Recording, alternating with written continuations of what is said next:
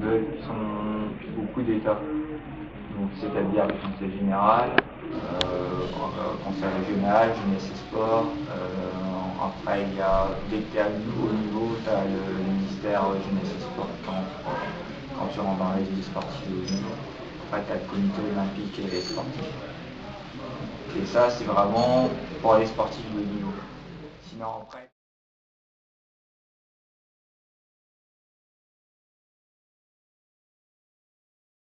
Sinon après tu as les aides au niveau de la mairie, tout ce qui est associatif.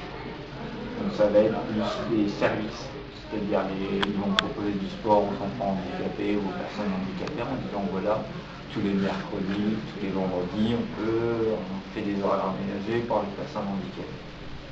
Donc voilà comment ça se passe au niveau des aides.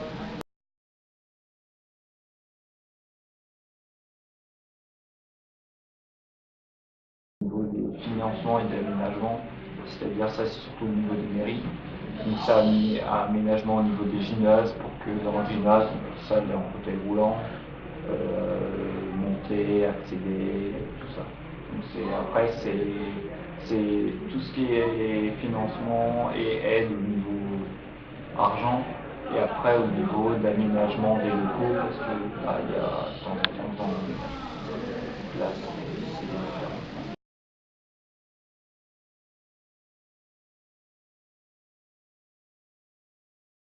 Au niveau des infrastructures, Les infrastructures, il n'y en a pas. En gros, c'est ça, c'est malheureux, c'est pour ça que je n'aime pas.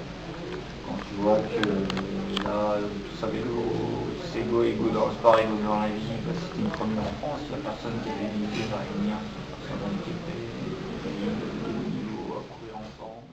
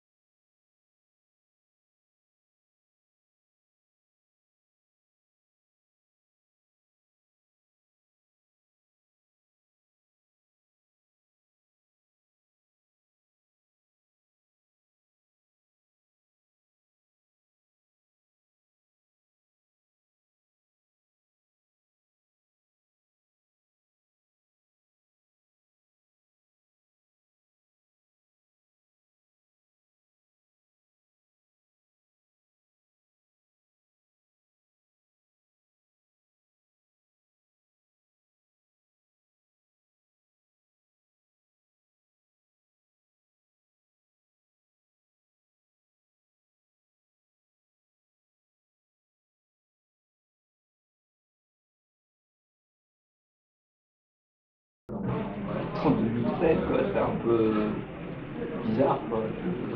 Des choses que je comprends pas. Je comprends pas trop. Là, on est en train de bouger pas mal. Là, on va apprendre pas mal parce que là, comme je serai qualifié pour les Jeux Olympiques, là, on va à un stage de reconnaissance avec l'équipe de France à Pékin. Et j'y suis déjà allé il y a 8 mois maintenant. Ils sont énormément dans l'ensemble au niveau des infrastructures. Pour te dire, c'est choc quand j'ai vu ça. Tu vois le nombre de Français qu'on est en France, tout le nombre de population français, c'est égal à la population d'handicapés à Pékin. Donc pour te voir, ils sont vraiment concentrés parce que c'est un énorme pays, ils ont beaucoup de personnes handicapées aussi. Et eux, dès qu'ils construisent quelque chose, ils sont vraiment en avance sur nous, quoi. Ils sont vraiment en avance sur nous. Donc c'est pour ça qu'on a à prendre le pays en avance.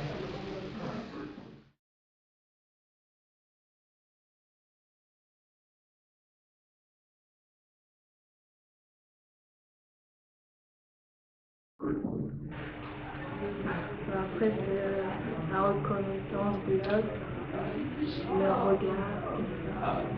La reconnaissance des autres. La reconnaissance des autres, déjà, faut qu'ils viennent voir. Et ça, c'est pas toujours gagné.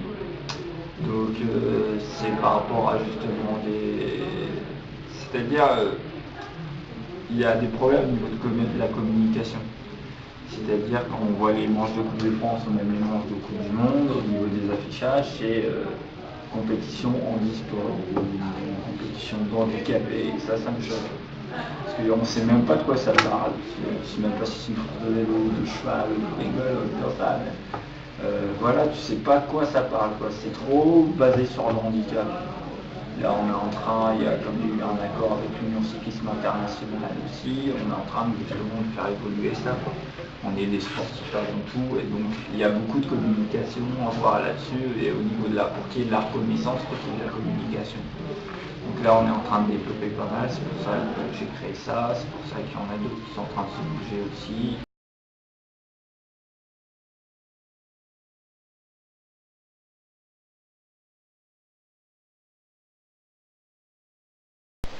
Les associations handisport ont pour but de permettre aux jeunes handicapés de pratiquer certains sports qui leur sont normalement inaccessibles.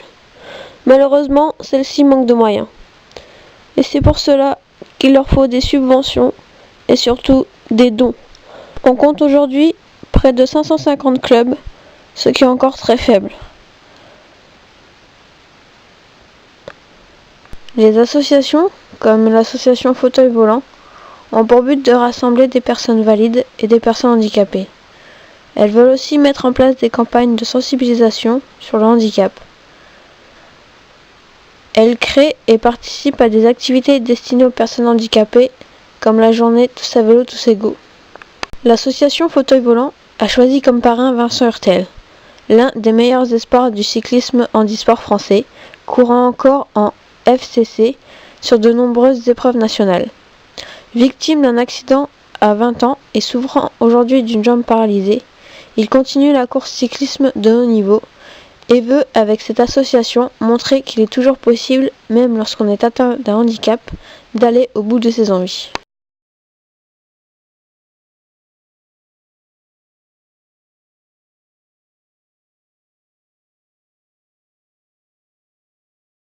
Ah, l'assistana. Ah, bon. Alors, l'assistana, bon déjà j'ai pas une tête d'assisté comme je disais la dernière fois. Non, assistana, j'aime pas ce mot-là, c'est un mot qu'il faut bannir pour moi parce que assistana c'est vraiment qu'on n'est plus capable de rien faire et qu'on dit voilà, tu me suis, je fais tout pour toi.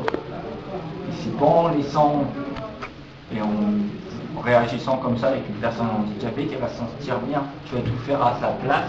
Assistana, c'est ça, c'est faire tout à la place de quelqu'un.